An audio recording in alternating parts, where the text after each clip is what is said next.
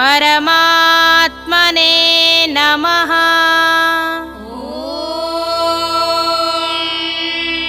श्री परमात्मने नमः।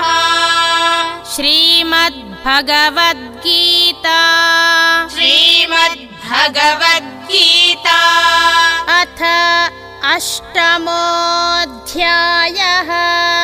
अथ अष्टमोऽध्यायः।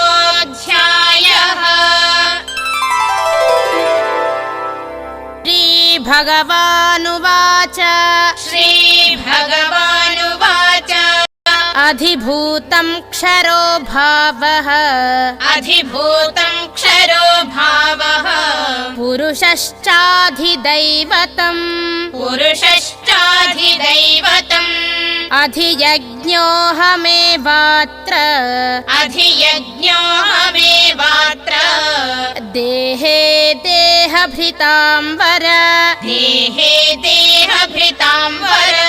ॐ तत्सदिति ॐ तत्सदिति श्रीमद्भगवद्गीतासु श्रीमद्भगवद्गीतासु उपनिषत्सु उपनिषत्सु ब्रह्मविद्यायां ब्रह्मविद्यायां योगशास्त्रे योगशास्त्रे श्रीकृष्णार्जुनसंवादे श्रीकृष्णार्जुनसंवादे अक्षरब्रह्मयोगो नाम अक्षरब्रह्मयोगो नाम अष्टमोऽध्यायः।